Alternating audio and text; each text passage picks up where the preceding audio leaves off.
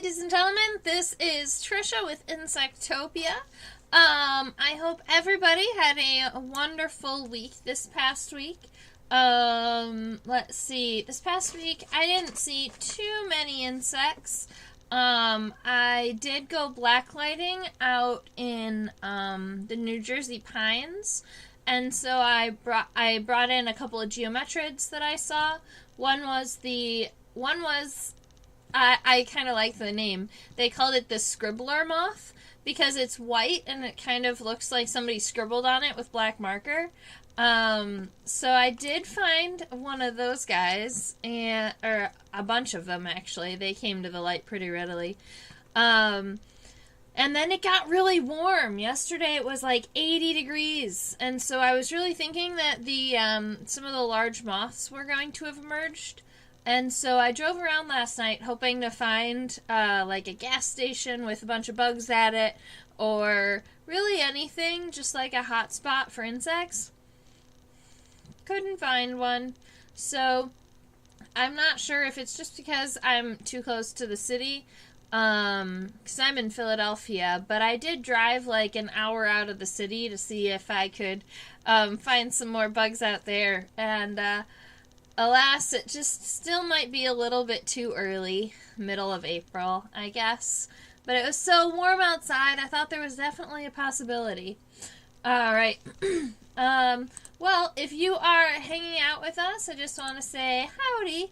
And we're about to start getting some insects sketched.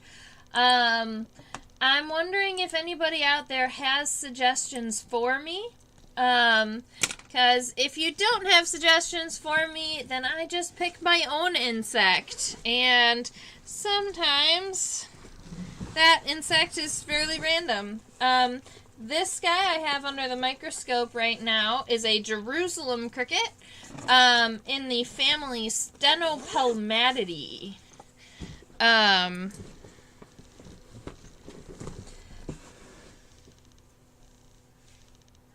No. Yeah, there's not much out there yet. I'm still missing my buggies. I see we have Eric Eaton. I see we have Chaos. Welcome, everyone. So, here is my, here's the full length of the Jerusalem cricket. He is missing a couple of parts. He's not a perfect specimen. I'm going to give him a little boost so you can see him a little bit better. There you go. Alright, so... Oh, the last time you suggested a mole cricket. That's what we were looking at. Oh, yeah, and then I told you the body of my mole cricket isn't any. I'm going to go and get... I have all my drawers organized now, so I can go and grab the mole cricket, and I can show you what it looks like.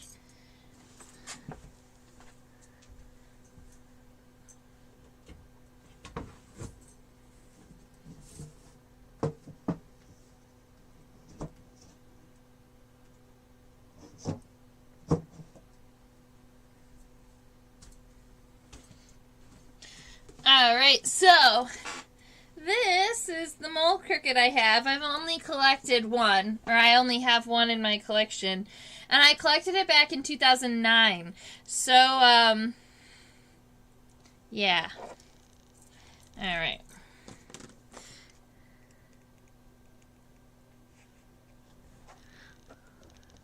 So, my mole cricket, I guess, looks fine from the top view, and we can definitely sketch it most of the way. It's just that when we get back to the abdomen, I'll show you what it looks like. He, back in the day, I got really excited, and I was like, hey, check out this huge mole cricket. And my teacher had just gotten done, because this was when I was in college. My teacher had just gotten done talking about, rolling out abdomens and, stuffing them with cotton so that they don't rot. So I attempted to stuff the abdomen with a little bit of cotton. I attempted a small dissection on my mole cricket. I shouldn't have done it, but I can show you.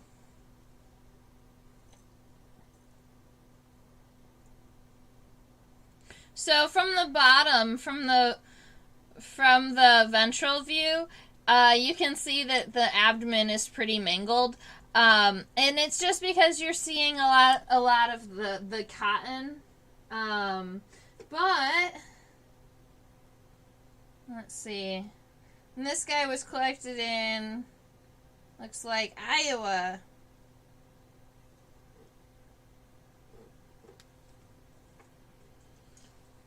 Oh, but he has a really cool wing venation. Howdy do.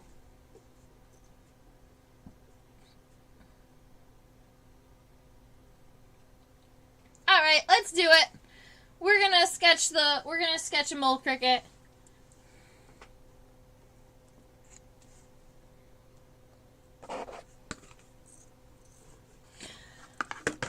Huh.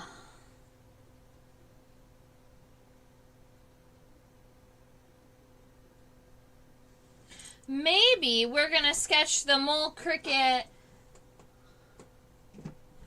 rather than dorsally. Maybe we'll sketch it laterally.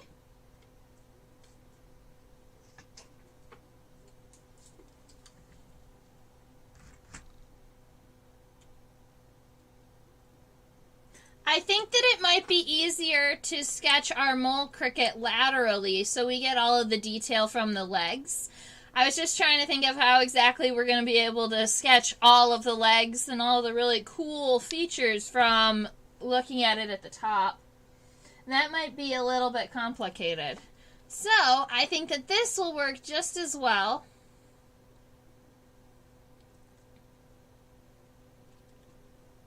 Mouth fingers.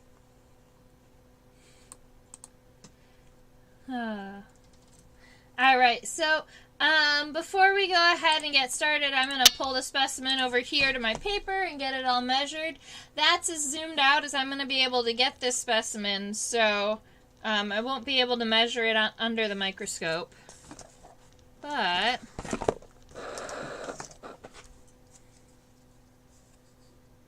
in centimeters,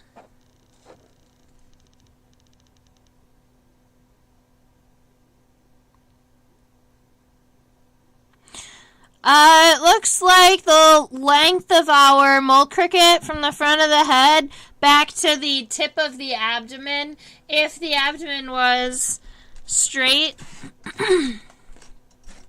would be about 2.8 centimeters.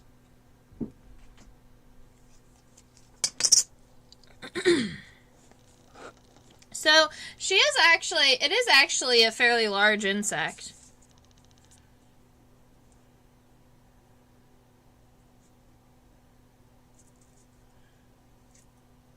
And its right side has all of its legs.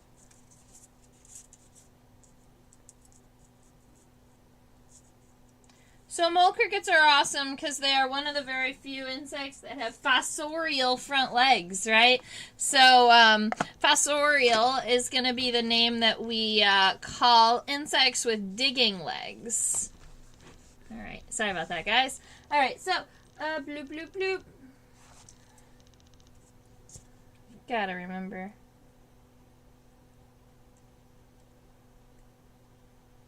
Grillotelpidae.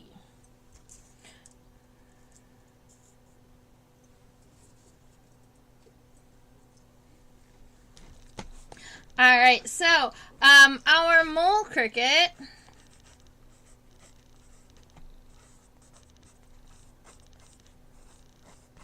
is what we're sketching today, and I do not have this mole cricket identified down to species. I do have it ID'd down to family, and if anyone out there knows or would like to attempt to identify it further while we're going through, you can go ahead, let me know what you find.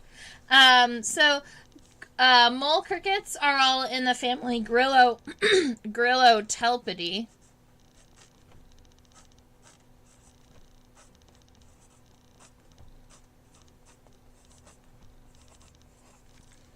Alright, so they are an orthopteran. They are related to grasshoppers and crickets and katydids, right?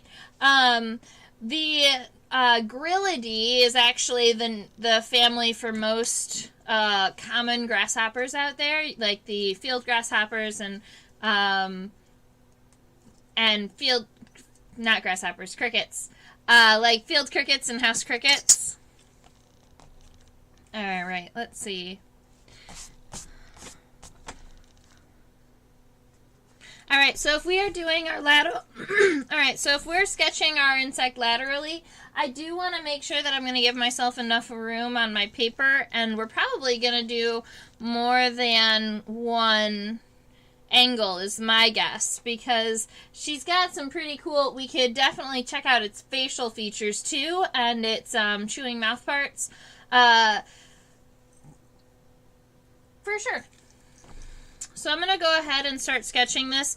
Her head does point down just a little bit. Her angle on the head is kind of in this direction, so that's something that we're going to start with. A lot of times with insects that have chewing mouth parts, like my mole cricket does, the head appears to come down to a point. That's just because you're also seeing the mouth parts come down out to the point. But it can be part of our first light sketch as we're trying to size out our paper. Actually, I think that head's just gonna be a little too large. Or maybe I can scoot it over to the right and give myself just a little bit more room. So if it's something along that lines. And then we have behind the head, we have the pronotum. Now that's going to be this whole piece from here all the way back to about here. That's our pronotum. It's nice and smooth, and it might actually also be setose or covered with hair. I would have to zoom in to check that out. So mole crickets, as you can see from the first pair of legs, spend a lot of their time underground, right? Mole crickets, they spend all of their time digging. And I believe these guys feed on roots, plant material underground.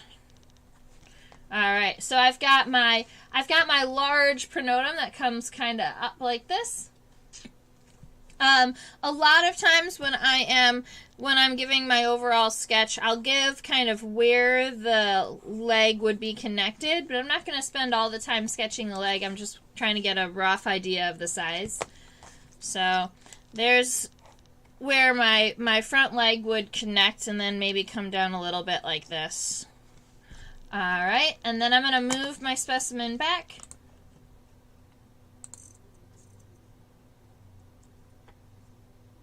Whoa, where are you going, bud? Small movements only.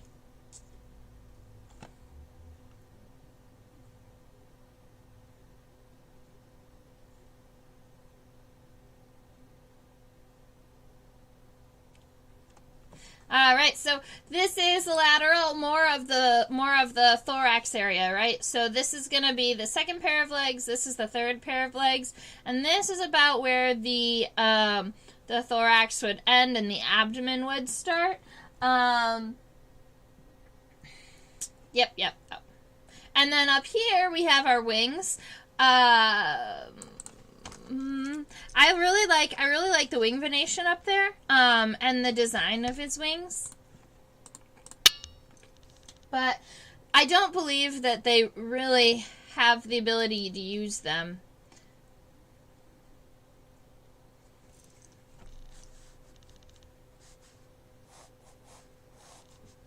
Alright, so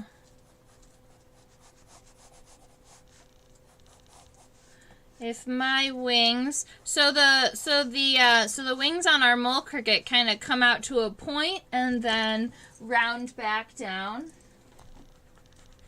And its abdomen is going to be, let's see, I'm going to say that we've got a second pair of legs right about here. Third pair of legs. My cat is behind the green screen. So that's about where the thorax ends, and then the abdomen continues on. And it looks like I am going to just run out of paper. Sammy.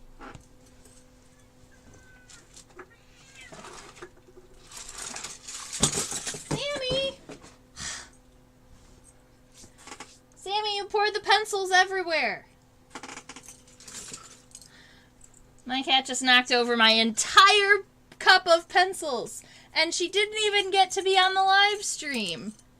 Oh, man. I thought that maybe I could pull her back from the abyss. No. Alright, so I've got my overall kind of sketch of my insect taken care of. I'm going to go ahead and I'm going to let my lateral sketch run off the page a little bit. That's going to be fine. The abdomen should be pretty close to being completed by then. The only thing I'm going to miss are the cerci. Let's see. I'm going to go ahead and scooch my specimen back so that you can at least see what we're looking at. This is going to be the rest of the hind leg, and then the segments on the abdomen.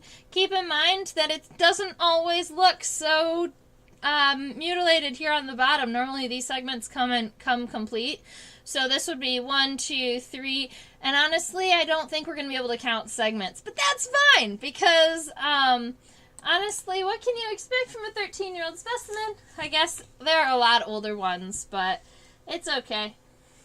We'll find another one at some point, and we'll be able to replace it in the teaching collection, and then it'll just be for science.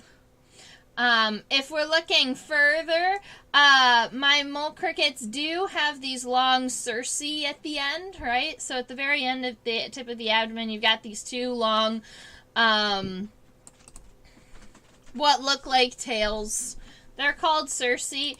They're not really for reproduction or laying eggs or anything. They just, what's the word for? They don't really have a purpose anymore. Alright. That's fine, though. So, that's what our sketch is going to look like. I'm going to go ahead and zoom in on the head so that we can start giving ourselves some actual detail on our specimen. We can check out its eyes. Cerci are sensory. Okay. Especially in mole crickets. So if a mole cricket is digging around in the soil, what would it need? Is it just to, I guess,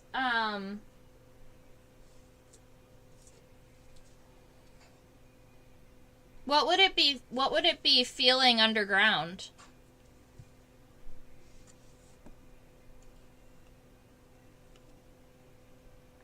Oh, that's cool.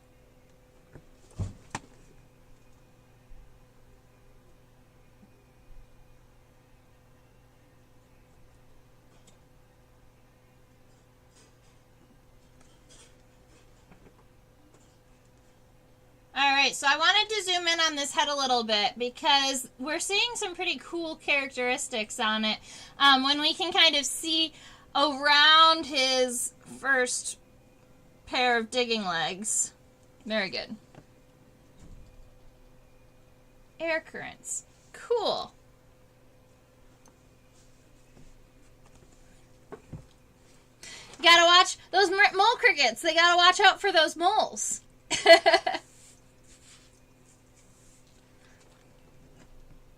Alright. If we're looking at the... thank you, Eric. If we're looking at the top of my mole cricket's head, I have a couple of fun characteristics here. So this little guy right here, that circle, that's its compound eye. The head comes down, and what I would consider kind of the end of the face would be right about here, because this is where the upper lip starts. And then if you see this line right here, and then coming down to this point, that's actually its mandible. So that is that's its mouth part where it's going to chew from. So his head is he has a very large mandible right here on the front of his head. And then it looks like he almost has plates here.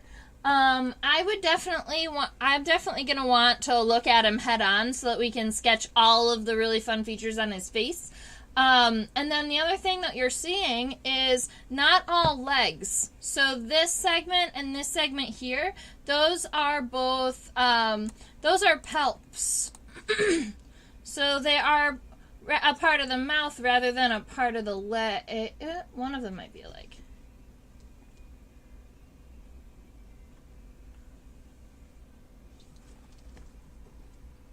Yeah, those are both palps.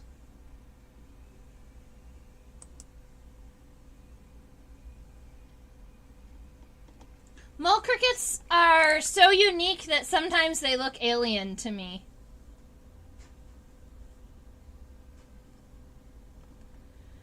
So he actually has some pretty long labial palps.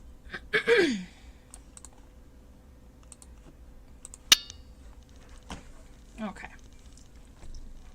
So, I'm going to give ourselves the rounded out head, but now that we've seen it, we know that there's kind of this ledge here, and then a little further up, another ledge. So we have where you would have the labrum, and then where you would have our mandibles, and those are going to come down in place of the head. And then we also have these two palps here and here. So this one's longer and it has multiple segments. I might even scooch the microscope so that we can see all of the segments here.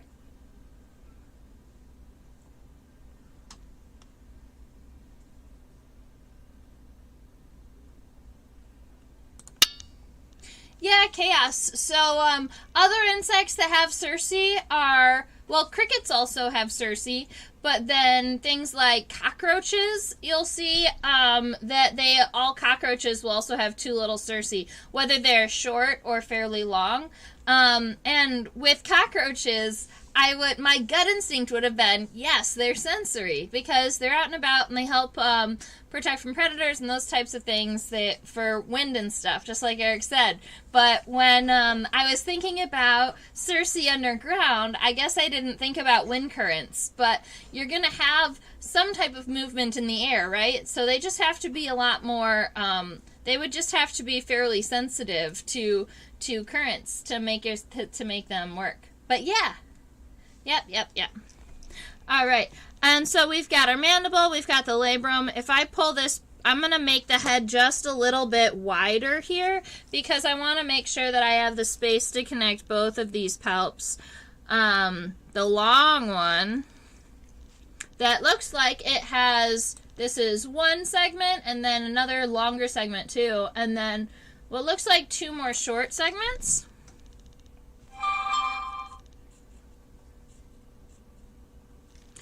And maybe I want this one to move forward a little bit.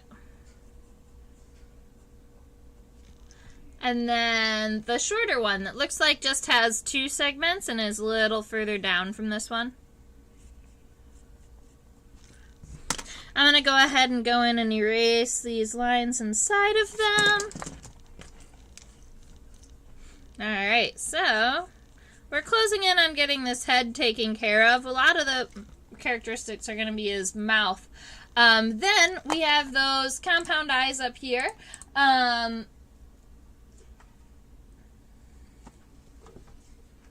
If I focus closer on the specimen, it should, lighten up a little bit so that we can see details better.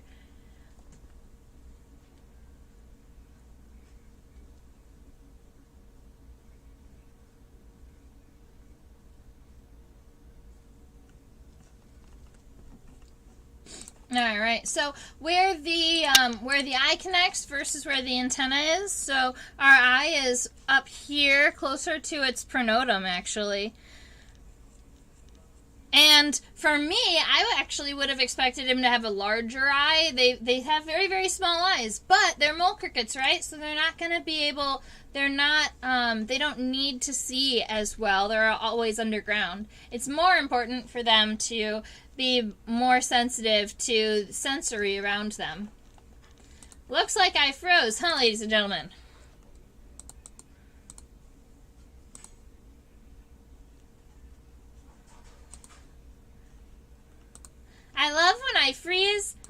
and I have my mouth open. That's my favorite thing.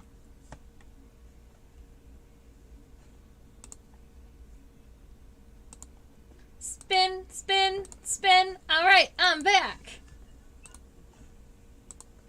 Okay, so our antennae are connected right here, kind of underneath the eye, maybe even between the eye and the mandible right here. We have the scape, which is, or the pedicel, which is the first segment of our antenna. It's a little bit longer. And then I would probably call these, yeah, I would definitely say these are hair-like antennae, right? So instead of them having long independent segments, my mole cricket's antenna is going to have very thin, many segments. Let's see. So if that one's curled, but I don't want mine to curl. Maybe I'll pull it back.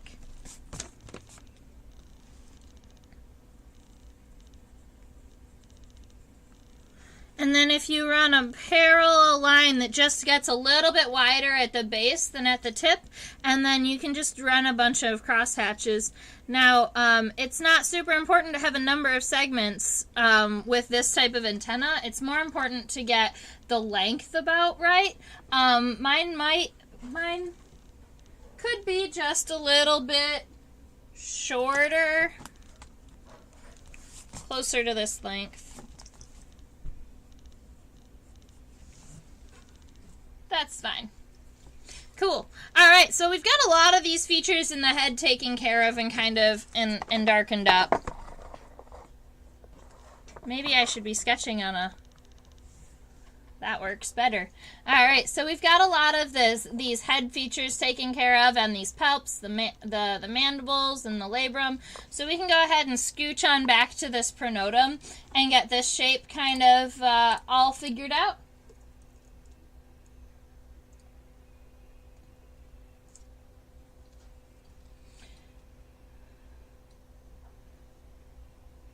And then we might as well look at this first pair, this fossorial leg, huh?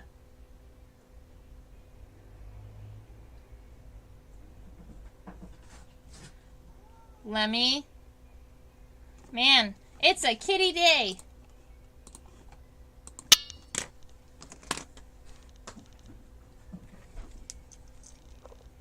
All right. So our pronotum is... It doesn't have any sharp edges. You can see that this is, and this one are fairly rounded off. So as we're going and finalizing these lines, you want to make sure we've got nice round corners. I'm going to make sure that this doesn't drop too far in.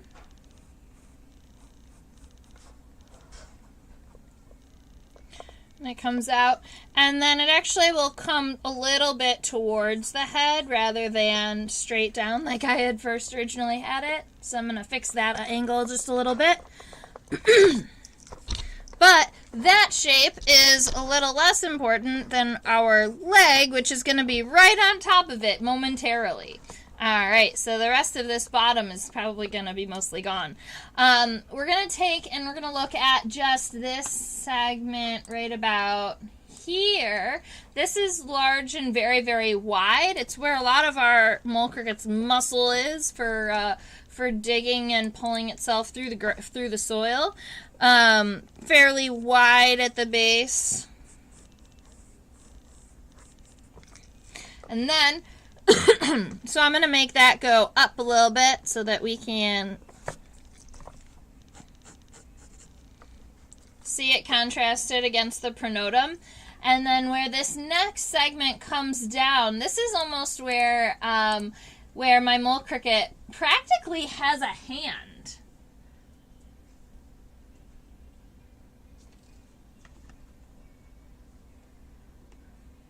No problem, Deb. Welcome. We're looking at a mole cricket today. It's in the family Grillotelpidae.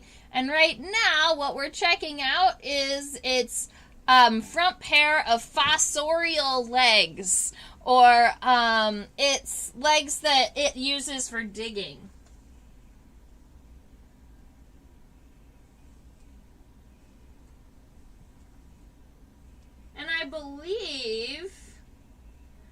I believe that this segment right here with all the spines that almost look like a hand, I believe that this is the tibia of my leg. But I was looking for the tarsi. Normally they come off of an edge. They might be more easily seen at a different angle.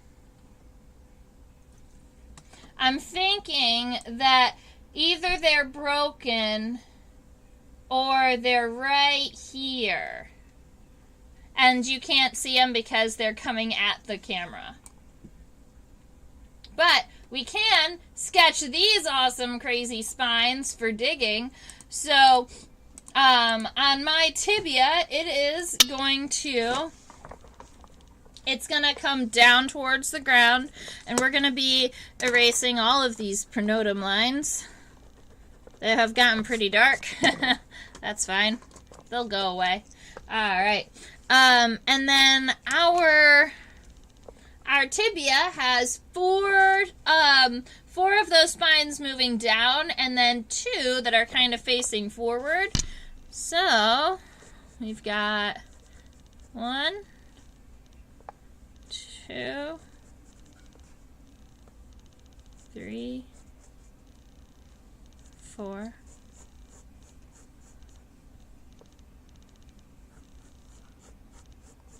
All right, and then where it comes out of the tibia, it kind of gets wider towards the head and then comes back a little bit before it's got these spines. So I erased a little bit of the edge of that head so that it can connect in. So now we have our femur here. It's connected to the tibia up here, and then it moves down. And then we're going to add those 2 spines that are facing forward. So that's going to be, this one's the bottom one. Might be, I'm going to make mine just a little bit, just a skosh wider. Just an incy bit. All right, and then I'm going to erase that cross line, make sure that we've got depth right. There we go. All right, so we've got that big one, and then we've got another little itty bitty one.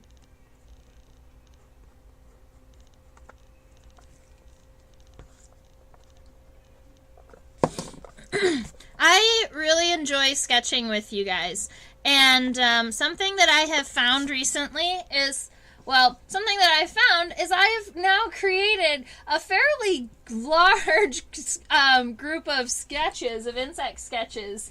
They are now in, I'll show you. Well, this one's for my classes. They're in 2 books now because they don't fit in one. And so I was pretty excited to have like a whole series of sketches that I've made with you guys. And I'm hoping that you are also keeping your sketches in a place where you can watch yourself develop and get better over time. I definitely went back and redated all of my sketches. I dated all of my sketches because I hadn't dated them before, and I wanted to make sure that I was able to see improvement over time. And so I was pretty excited to see, it's always cool to see physical proof of progress, you know? All right, so we've got a femur, we've got a tibia. We can't really see the tarsal segments, so I'm not going to sketch them just yet. I believe that they are right here, but I can't say for sure. I think we're going to have to look at it from a different angle, and that's all right. They might not have tarsi. They might not. That's all right. So we just won't sketch them. Don't mind my cold brew. Okay.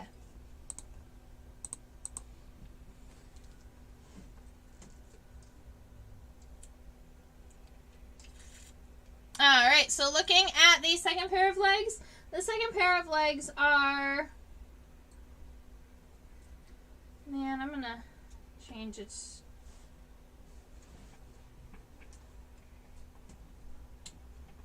There we go. That's going to be better.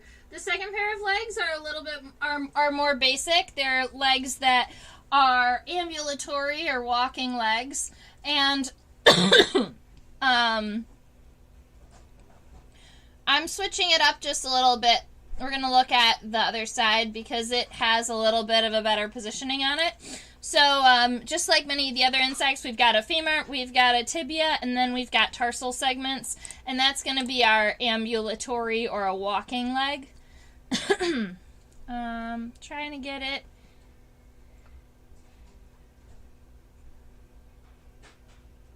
Even better in focus. It's not all on the same plane. It looks like that's going to be the best we can do.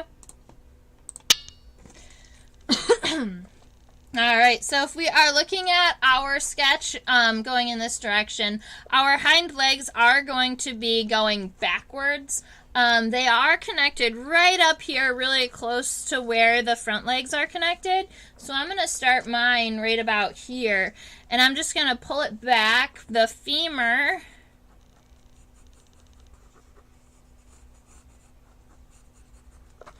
Alright, so I've got a femur, my tibia, and then I believe those spines are actually on the tarsal segments. Maybe? Yeah.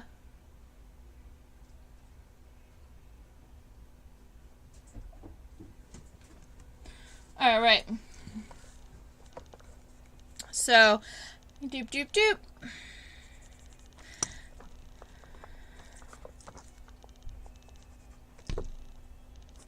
Alright, femur, tibia. So the tibia is going to come out and around, but it's not huge, right? It's just meant for walking rather than the other one that was meant for digging. And then our final couple of segments here, it looks like we've got three. We've got one, a little itty bitty one, and then a longer one. So 1, 2, 3. Unless it's just 2 and that was a trick. There's a little bit of dirt right there. It's only 2 tarsal segments. It's just 1, 2. So our first tarsal segment looks like it's got 3 long spines along the bottom of it. And then our second one has our little tarsal claws.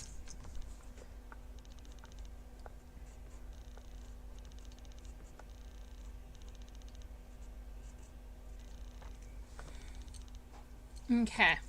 Alright, I'm going to go back in and erase some of these lines that I don't need.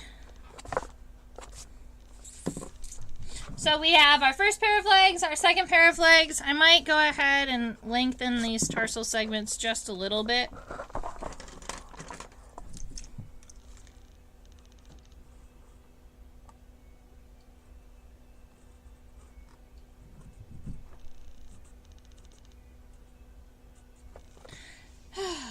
Alrighty.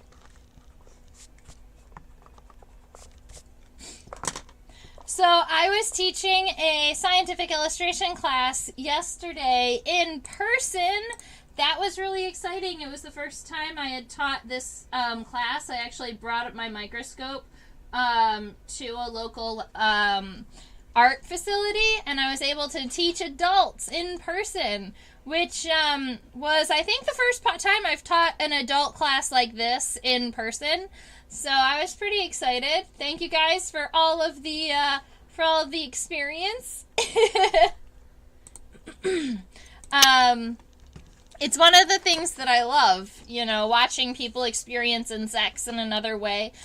Being able to talk to you guys about insects, and hopefully after chatting with me, if you did not previously have a love or a passion for insects, just gaining maybe even just appreciating insects more for who they are and what they do for our planet. I think that that is a really cool thing. And if I can convince one of you guys out there that was previously afraid of insects, that insects are not that bad and we've got to love them for who they are, you know, I've done my job. All right. Right about here, you can actually see the coccyx. So a lot of times we haven't been seeing this part on our insects because a lot of times we draw them dorsally, or when we do look at them laterally, we don't have the ability to see this segment here. A lot of times we are just seeing the start of the femur. So I can go ahead and label that when I'm sketching. We've got this first segment, and I'm going to put it because it's going to connect to our body right about here. So it's going to be behind my middle leg. So I'm just going to be sketching it in this direction. But right about here is where my hind leg is connecting to the body, and then the femur is coming out in this direction. And so this is, I guess it could be called a coxal plate, but it's the coxae. C-O-X-A-E. And then we have the femur.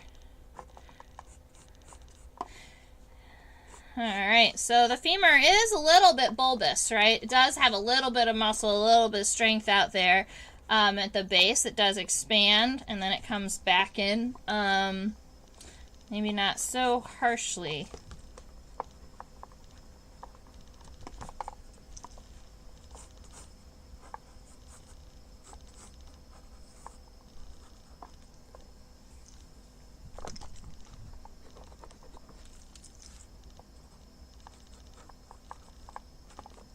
Something along those lines. And then our tibia is going to come straight down. So I'm going to make sure that the end of my femur ends on a little bit of an angle. So it gives us the opportunity to connect our tibia. Our tibia is going to come pretty much straight down and on the inside, and then on the outside it rounds out a little bit. And then we have those tarsal segments, and it looks like our hind leg also just has two. 1, 2 here. And it does have a variety of spines here at the base of the tibia. If we change the focus just a little bit,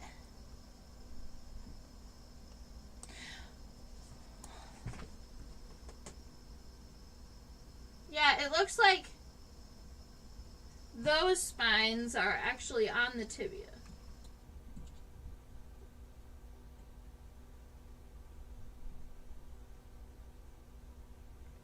Yeah, so those spines are actually on the tibia rather than on the tarsal segment, like in our middle leg. Cool.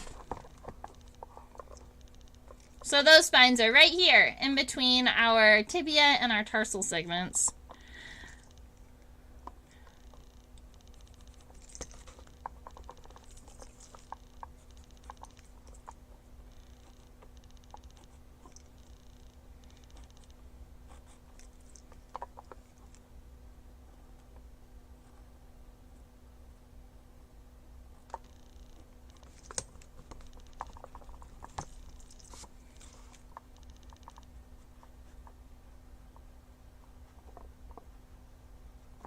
Alright, so then we have a hind leg. So if we're looking at it, we've got all 3 legs taken care of. I'm pretty happy about that. Our pronotum is all solidified. I do want to make sure we are going to come back and we're going to look at the wings, and we're going to sketch out the side of the lateral of the abdomen.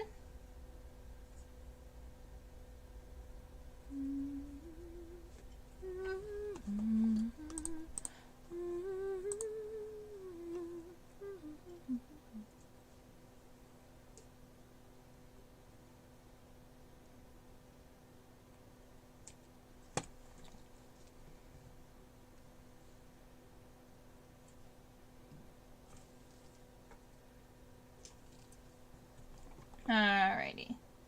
So we're looking at the lateral. We're looking at the side of the wings here. This is where the wings are a little wider. So if we're looking at this sketch, it's to about here, right?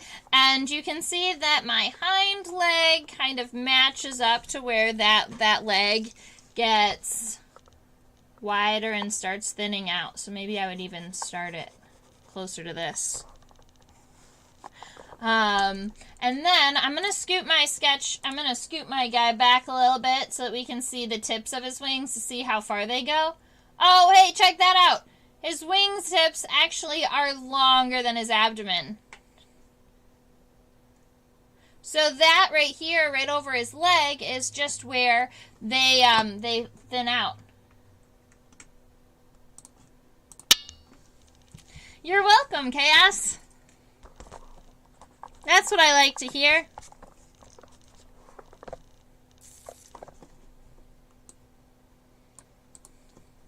So here's a bonus question for you bug lovers out there, because I'm honestly not sure.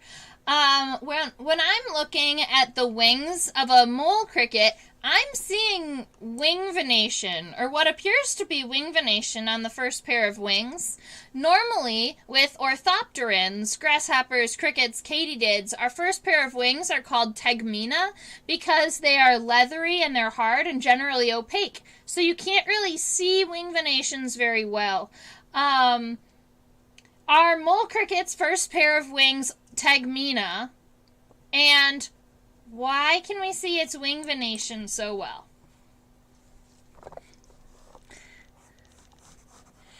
Do we consider these tegmina because they're orthopterans?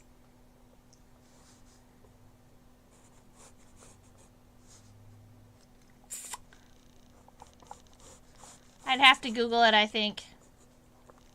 Alright, so we've got these nice wide wings here that go back, and they actually are going to go move past our abdomen. And I know from our previous sketch that we're likely going to be going past the edge of my paper, and that's okay. Alright, I'm going to sketch some of these wing venations onto my guy, because I think that they're beautiful and fascinating. Alright, we'll probably end up looking at these dorsally and sketching them a little bit. Yeah, that's what I think. Alright, so I'm going to go ahead and connect down the body of my mole cricket. Right about here, I guess, is about where our thorax is going to end. So when we're looking at the end of the thorax, we're just looking at where the hind leg ends and where the next body segment's going to continue. So our thorax goes from here behind the head to here, where our wings end. And then we add our abdomen, and our abdomen does run high, right? So we're going to go ahead and kind of like this. Thin it out just a little bit.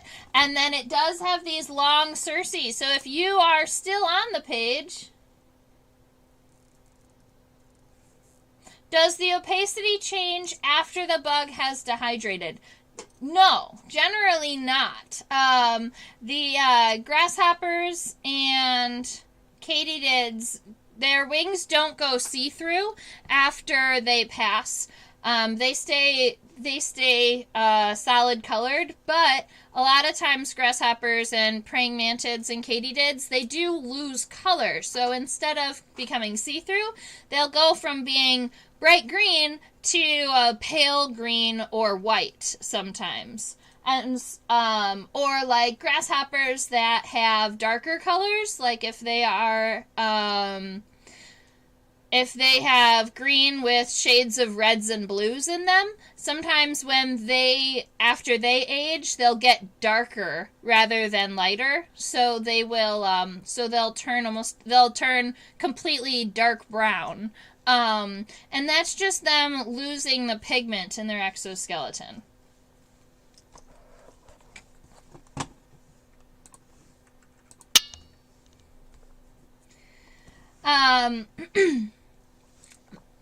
My nematology professor in university, his name was Dr. Bird, and he was pretty cool. And I enjoyed Dr. Bird's class on general nematology so much that I took a second class on entomopathogenic nematodes, which was an awesome ride. But when we were going ahead and learning about these nematodes. We were looking at these little sensory organs underneath compound microscopes, underneath microscope slides, right? So we were learning how to mount nematodes, which you take a little itty bitty roundworm that you can't see because it's so small, and you wave it over top of a fire a little bit to, I don't remember exactly why, but I remember waving it above a fire, and then you mount it on a plate mount, and then you bring it, and then you have to identify it. And so we were looking at these little round nematodes, and I was looking for some type of sensory gland. I don't remember the name of it now.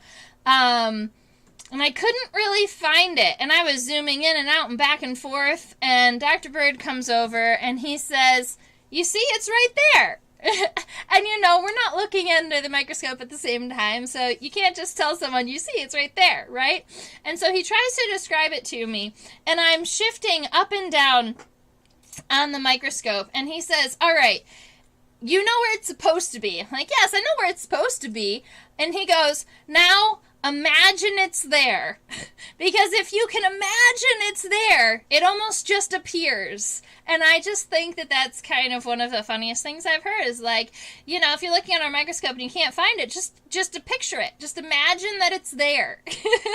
And so I look at the end of my abdomen on my mole cricket, and I think, well, it's not the best, but we can imagine that it was once a full abdomen.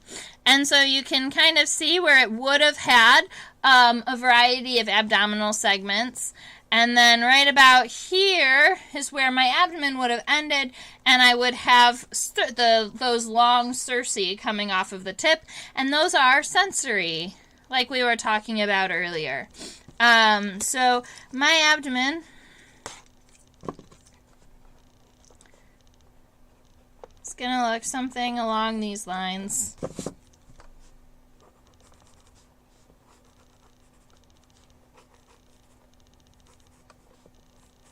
Just imagine that it's there.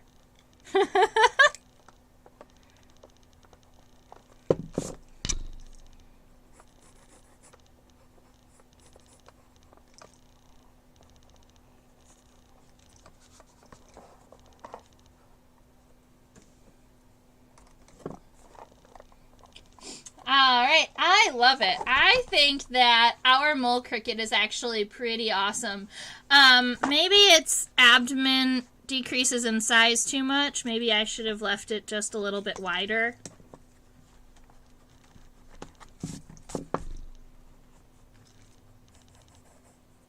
But I mean, Dr. Bird, he was a world-renowned nematologist.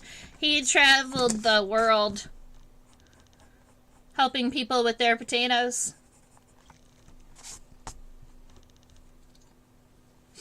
Awesome. Alright, so we've got our mole cricket and we've got the lateral, but we have so much extra room on the paper. I'm excited. So we get to go ahead and look at different angles and different views. I vote we look at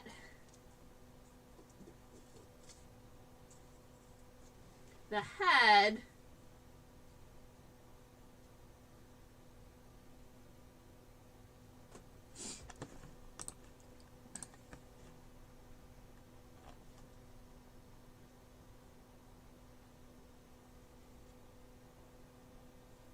Oh no, Chaos! I forgot to go and read that webtoon that you suggested. I'm gonna write it down on a sticky note.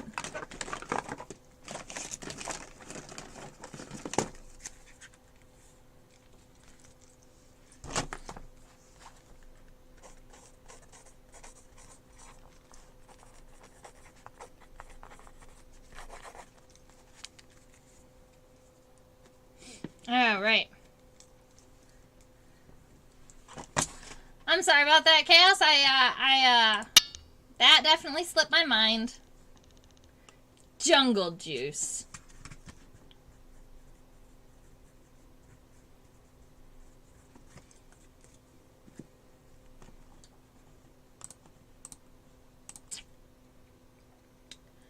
Alrighty, so that is the top of our head. And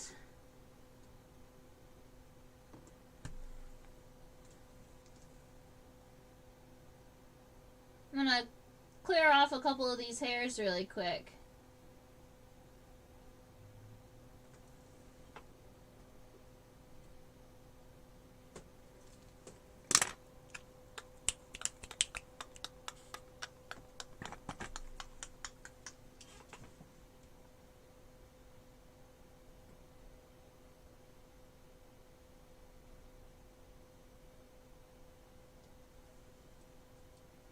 That's good enough for me. She's got 2 ocelli. He. Wow. Those individual segments on the antenna. Look at how thin those segments are. They're even smaller than I had imagined.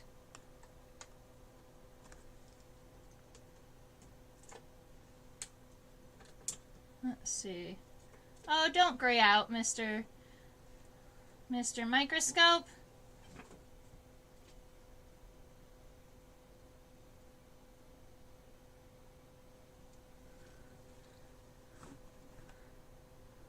Look at all of those individual ringlets on the antenna.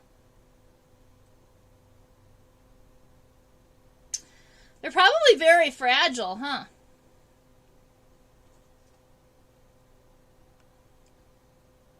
Alright, so we've got some things we're looking at. We've got our 2 compound eyes. We actually have 2 ocelli here. These are our simple eyes. We have mouth parts starting up here, right? So these are our mandibles here and here, and our labrum, our upper lip.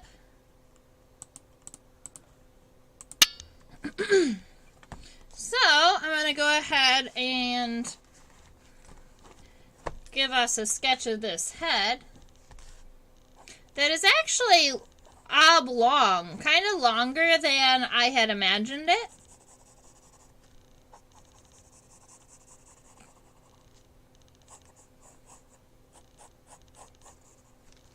So we're going to give her kind of this very long head to start with. And I'm probably going to be, modifying the shape over time. Yeah, for sure. Cass, I will definitely check out the Webtoon Jungle Juice. I just forgot. It'll be next week. And I've been, because I got to go out, I've been kind of driving around looking for bugs at nighttime recently. Just like either camping or driving around and looking for bugs. It's mid-April, and I just can't wait to get out there. Alright, so we've got our 2 compound eyes, and then right above and kind of in between, we have our ocelli. Those are our little simple eyes. And then we've got the rest of the head. Now, I imagine the head does connect to the pronotum kind of back here, so that's why I have a little bit of an extension on the top of my head, and I'm just picturing that the head probably, to give a little bit of movement, right, is he's got a little bit of a forehead. Now, I also have the base or the antennal sockets right here underneath the eye. A lot of times when I am sketching the head, head on at least, I won't really sketch the entire antenna. I am going to give my guy I'm just going to leave it open at the end so that it looks like it continues.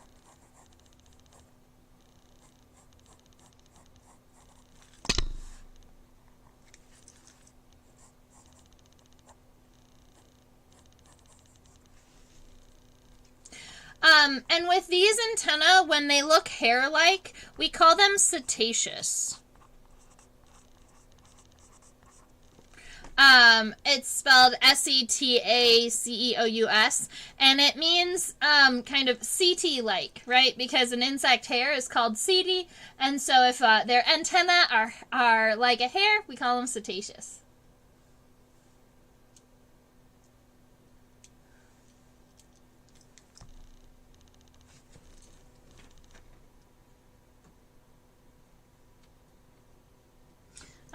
And then if we are looking right here, this orange guy right here, that is our mandible. And it does kind of change colors. So it goes from this brighter orange color to a black color right here. And maybe it would even help if we...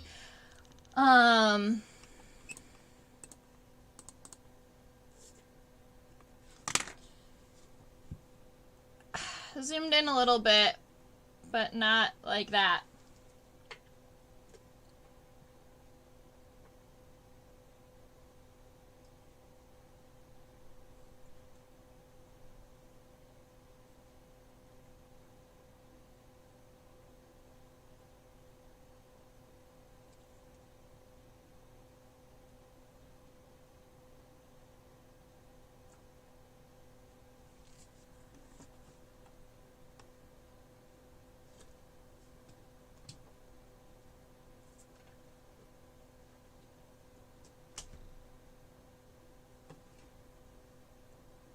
Is the black the labrum over the tip of the mandibles?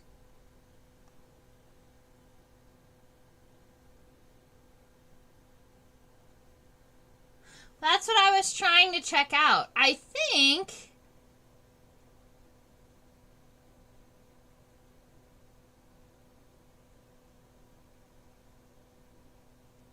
I was thinking that there was a segment right here that was the labrum.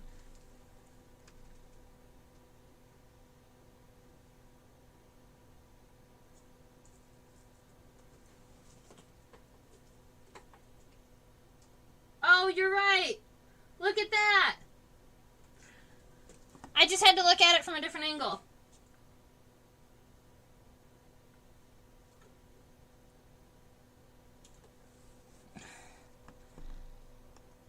Okay, so from this angle you can see a lot better. We do have a couple of segments here, but these are going to be up still on the face. This right here, that is dark and black right here, that goes from here to about here, that is the labrum, and it is covering the mandibles. So right about here we've got the mandibles, but they disappear into the head. That's because he's going to be... That's because he chews there, right? And he's got his upper lip that's protecting the top of his mandibles. So we're not going to be able to see where the mandibles touch each other without ripping the specimen apart. And I'm not willing to do that right about now. But we can go ahead and we can sketch these two segments and our labrum right here, that's that dark part. And I like and I like this view a little bit better too. So we're looking at here. This is kind of where our mandibles are, and then they come down. But let's see. I'm actually just going to go ahead and give a line all the way across my body because we've got this segment here that comes down, and then one more segment, and those are actually kind of part of the head. And then the mandibles come in from here. And then we have the labrum. That's this dark part.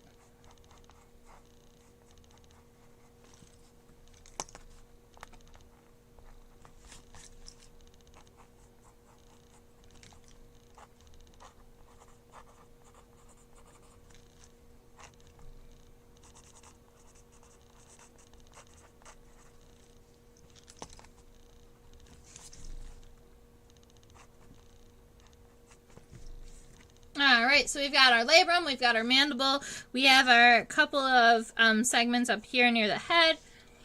Ocelli, compound eyes. I'm going to give myself some individual segments along the length of these antennae.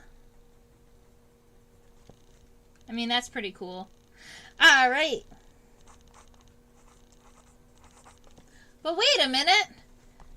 I'm not done. I need some palps.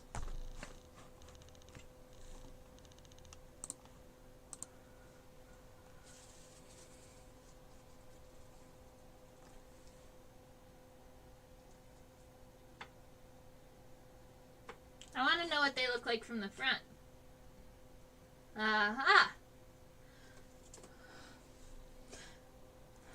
They don't naturally stick their palps forward like that. So that must have been something that I did when I was pinning them. Funny me. Because normally their palp would kind of come out like this and come around. They don't normally stick them out straight like that. This almost reminds me how its palps are sticking out straight. Reminds me almost how walking sticks hold their legs straight out and meet at the tips. Oh, man. All right. And the other palps are a little bit lower. You can see them right here and here. They're a little bit closer internally. So when we sketch those, I believe those are shorter. Probably 2 segments instead of... Right, they were 2 segments instead of 3. We actually did get to see those from laterals.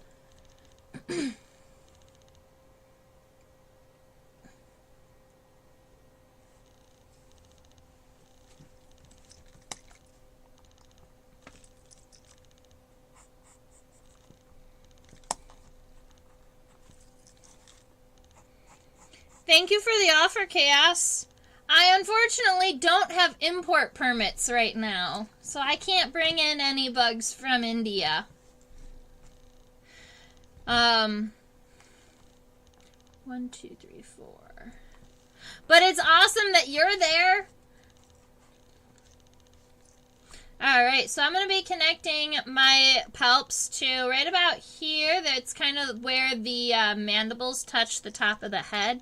And it looks like they are approximately 4 segmented. So I'm going to start mine going out. 1, 2, 3. I'm trying to let it avoid labrum. I can put this up here. But it's not going to work. So I'm going to erase labrum and try again.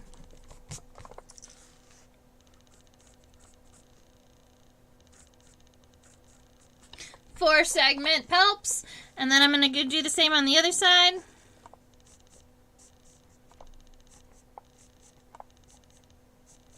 Four, and then the ones that are 2 segmented are closer in, so we can go 1, 2. Closer to the center. So, I think after we've gotten the palps taken care of, we've got most of the head. Labrum. Awesome sauce. Alright, so my question to you is there another location on our... Oh, we can look at it dorsally. We can check out the wings on the top.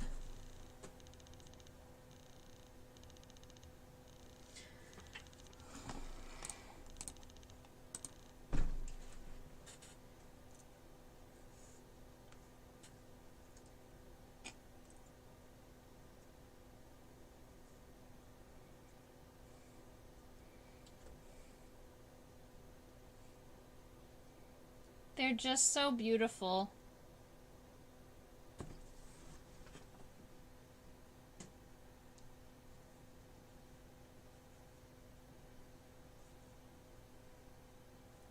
Alright, so after closer inspection, I have some news to share with you. When we were looking at our specimen laterally, and we noticed that it was wide at one place and then it got thin in another, that was actually because that was both pairs of wings. The first pair of wings is shorter, so I'm going to go and modify this so that it ends right here where it was large. It's going to end and round off. And then there's going to be this second pair of wings comes out from underneath it. Alright? And so I'm going to just kind of see if I can draw the wings dorsally. Maybe. I just think that they're so cool. But you can see here that the if I just start shifting it up a little bit, this is where the first pair of wings end and the second pair of wings start.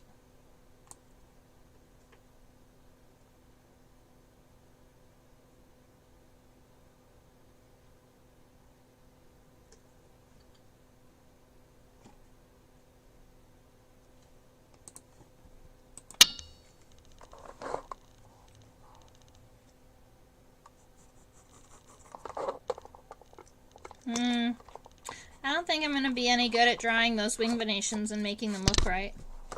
So, my question to you, ladies and gentlemen, is there another place on our mole cricket that you would like to sketch, that you would like to look at? I can also pull out that I could bring back the Jerusalem cricket. That would be a little bit more of a project. It's 11:15. We've been going for about an hour and 15 minutes. So that's my question to you is, how are you guys feeling? Are we ready to get tucked into bed, go to sleep, or are you wanting to sketch a little bit more? I'm pretty happy with the mole cricket that we've accomplished today. I guess the only thing I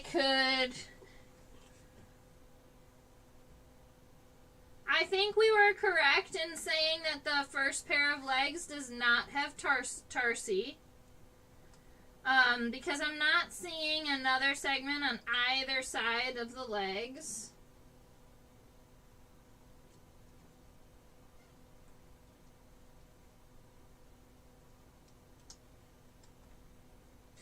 When I got all of my specimens into my new Cornell drawers, I was so excited, and I went and I organized and labeled I organized everything, and I got it all in my computer. I think most of it is identified to family, at least, and it's something like 500 specimens right now, which is pretty good for the last couple years. I'm satisfied. Awesome. So, thank you so much, everybody, for hanging out with me today for sketching this mole cricket. I'm going to go ahead and switch over to our closer page. I just want to say thank you so much for hanging out with me today for sketching a mole cricket. I had a good time. We talked about those fossorial front legs, and that have that ability to dig. And I swear those fossorial front legs, they look like fingers, right? They look like they have the ability to grab and move things, except they can't bend like our fingers can, huh?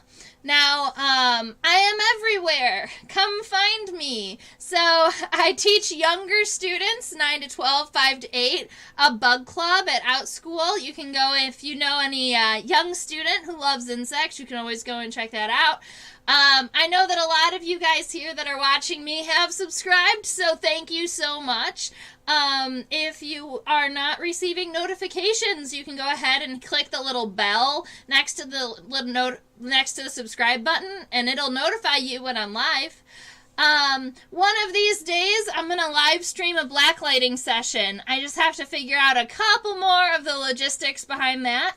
I do post Instagram pictures. It's a lot of fun. I try to post Mondays, Wednesdays, and Fridays with Guess That Bug pictures. You can always go ahead and check out Insectopia 2015 to check that out. And right about here is a link to donating to Insectopia. It's my PayPal account. I want to say thank you so much for everybody who already has and donates now. It really makes a difference, and I super appreciate it. Every little bit helps, because this is what I'm trying to do for a living, right? And I absolutely love it and want to continue teaching about bugs to everybody. All right, so drop by over there, leave me a little bit, or buy me a coffee, keep me awake. Thank you so much, and I super appreciate it. So I hope that everybody has a wonderful rest of your week. Feel free to drop by and video bomb my Sunday class. It's Sundays at 4 p.m. Eastern Time. If you're awake and you feel like it, or if you aren't very busy, you can always come by, check those out too. You are invited to both sessions. And if not, I look forward to seeing everybody next Thursday. And Eric, that would be awesome if you wrote a blog post about me. Just let me know so that I can share it on my page too. All right. Have a wonderful rest of your week. Bye, ladies and gentlemen.